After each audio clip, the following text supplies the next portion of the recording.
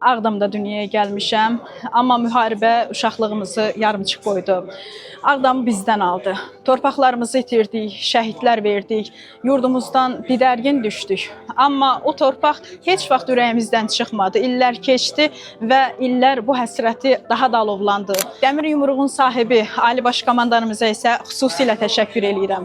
Qarabağın azadlığı bir xalqın birliyi və iradəsinin nəticəsidir. Şəhidlərimizə Allahdan rəhmət diləyirəm. Onların qanı bahasına bu torpaqlar azad olundu. Qazilərimizə, veteranlarımıza dərin minnətdarlığımı bildirirəm.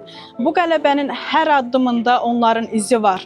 Və bugün mən fəxrlə deyə bilirəm ki, mən Ağdamlıyam, Qarabağlıyam, mən bütöv Azərbaycanlıyam.